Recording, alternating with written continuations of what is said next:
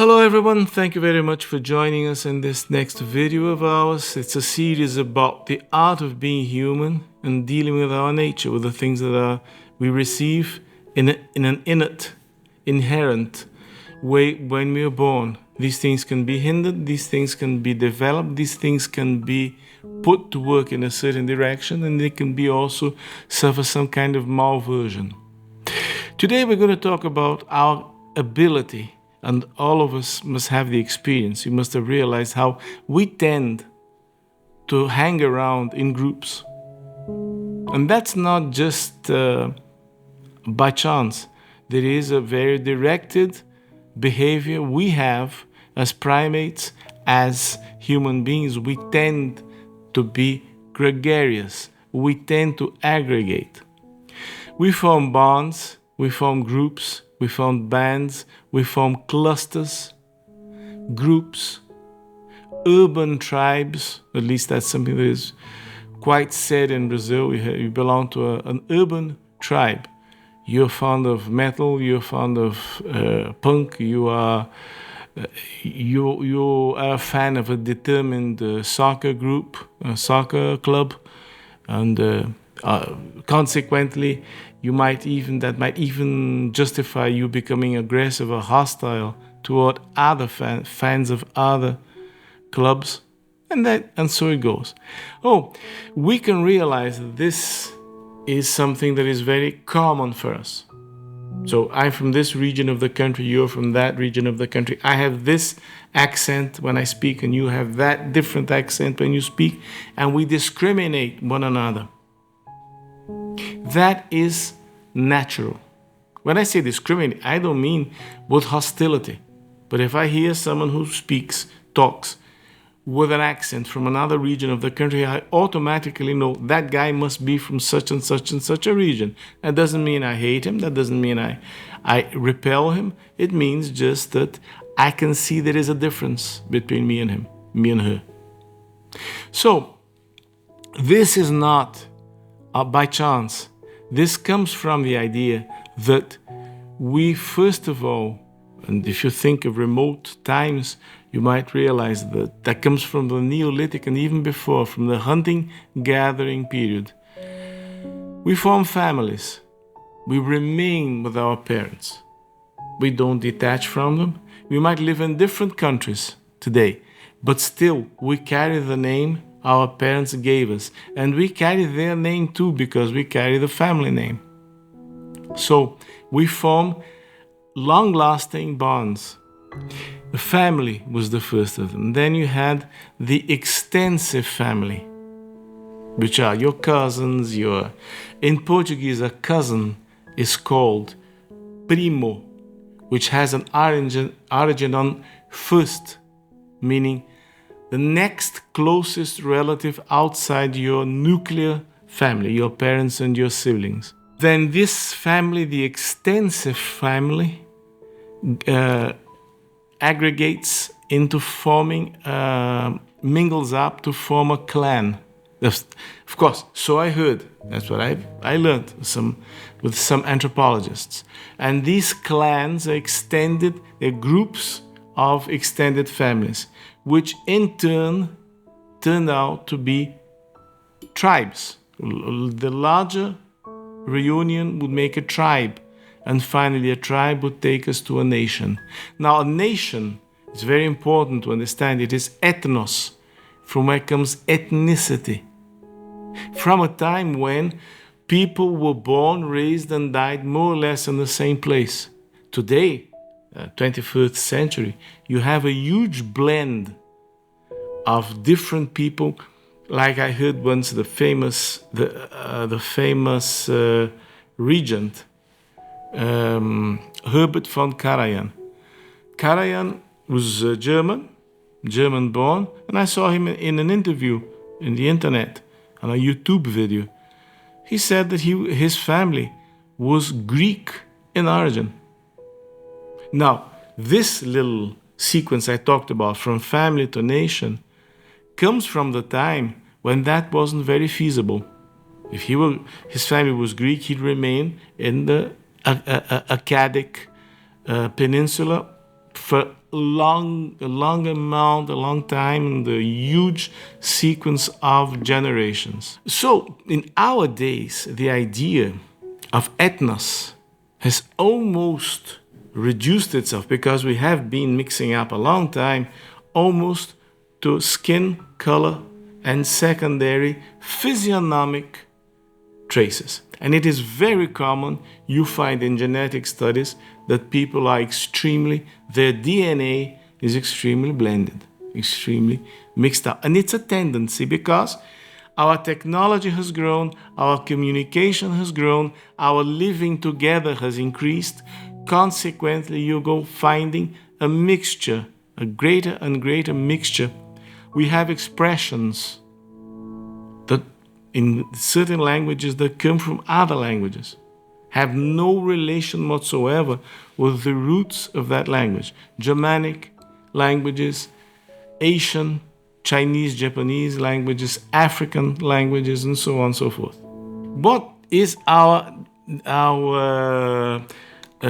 challenge in these days? Is how to deal with this mixture, because we are gregarious. We tend to join together. And how does that work? You have, from this peculiar group to the larger group, you have a passage. And we see it in the things we talk about in our practice, in the mindfulness practice, or whatever practice you do assume, you do adopt to use in your life. You have shared humanity, the idea of shared humanity, that the emotions you go through, the adversities you face, the difficulties you go through are universal. They're not peculiar to you. They're not specific to you. It is very, very comforting. It is very, very important to bear this dimension when you practice. Then you have the other point. You have peculiarity, singularity, individuality, where you can find a huge amount of single things. Like, if you like, you can think about your thumb, okay? Excepting for those who had a problem at birth or an accident, everyone has a thumb, okay? So it's universal to have a thumb. But there are no two digital dactyloscopic impressions that are identical.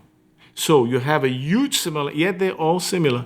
You have a huge similarity in the skin marks on your two thumbs, and you will have no coincidence. No one has the same, it's never happened.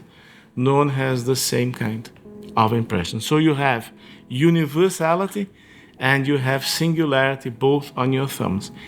A curiosity, your dog, those little cracks he has on the nose, she or he, go through the same experience.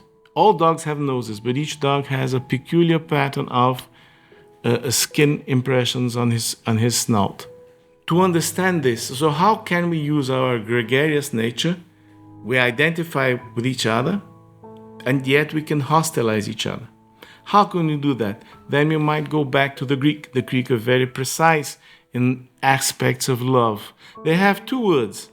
They have the word philos, which comes to philosophy or philology, which is love that is based on identification with traces in common. So I am a fan of a determined soccer club.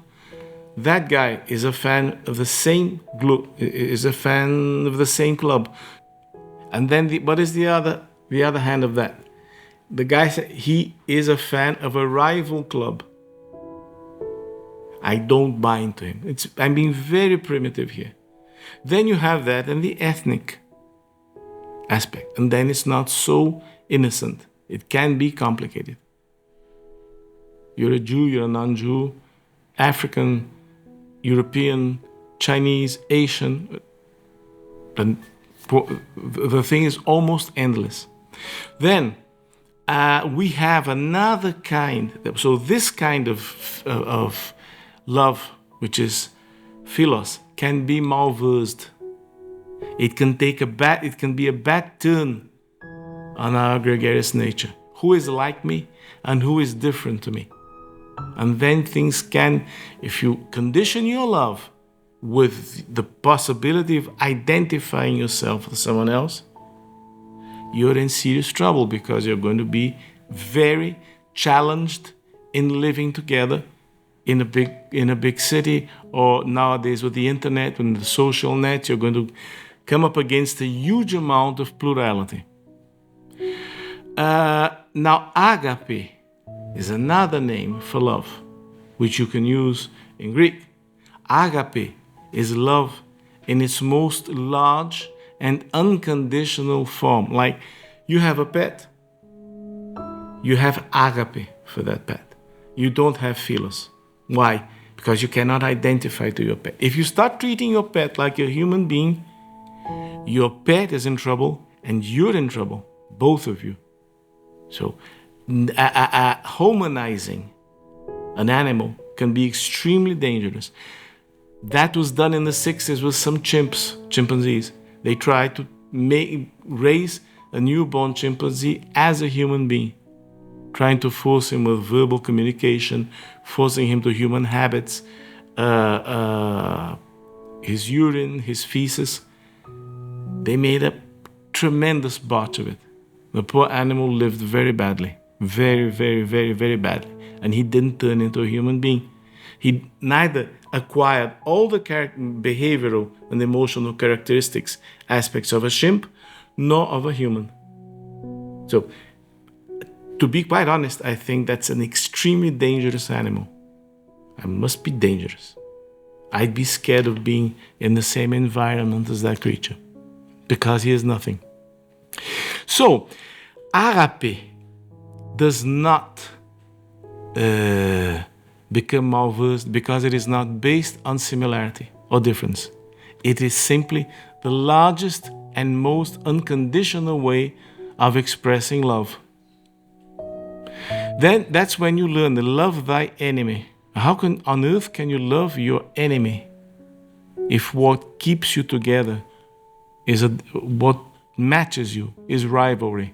Consequently, a feeling. Rivalry can come from similarity. You're competing. You usually compete with someone who is equal to you in conditions. So it would be also about similarity. But the experience of hatred that can come from that makes it impossible to live together. What we can do as practitioners, as people who are curious, cautious, and careful about ourselves and careful about other people, is not to say the differences don't exist. They do. But my love and my ethics toward these other people will not be subjected to conditions. Of course, it's much easier to love someone who is benemerit and important in my community, and a violent criminal who attacks human beings. Of course, it's different. These guys, these highly violent or evil criminals, make the task of being loved very difficult, unless you have a crank in your head. So if you don't, it's not easy to love a rapist. It's not easy to love a serial killer, and it's not easy to love a huge corrupt, someone who blows a crisis in the stock exchange just for fun, just because he wants to double a fortune. He is unable to see physically. He only knows a number. What we are talking about here is that love can be lived and experienced in its most large and unconditional form, which might be, if you look at it in a proper manner, might be the demand, a huge demand on you, on me, who live in cosmopolitan cities. It can be a cosmopolitan city in Africa. It can be in Asia. It can be in Anglo-Saxon, French, Russian environments. Might be in a developed country, might be in an underdeveloped country, in a huge country, in a small country. We are all under the same sign. We have to live.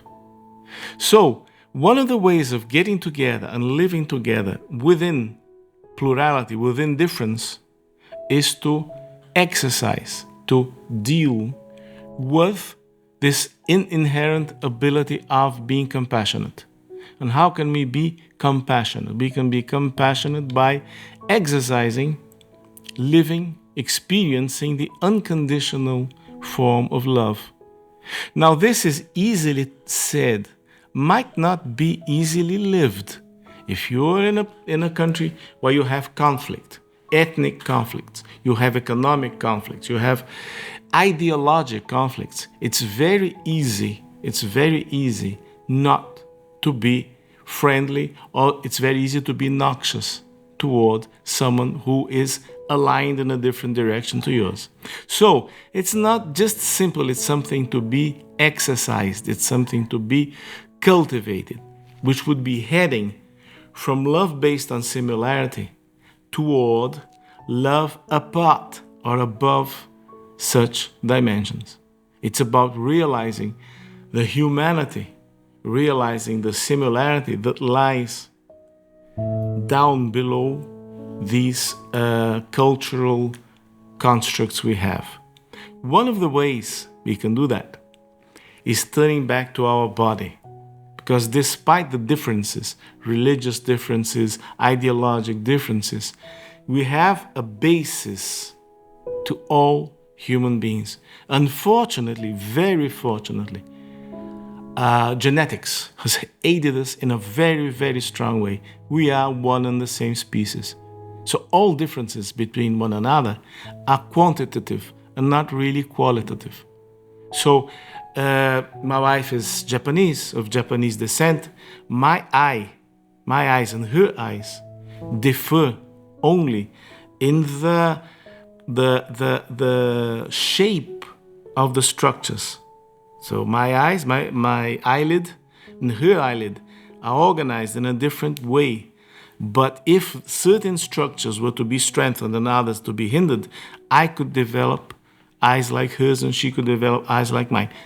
We are one and the same species, and that biology helps us tremendously. So our gregarious nature today grows toward aggregation, toward uniting, to being able to form gratifying and edifying bonds.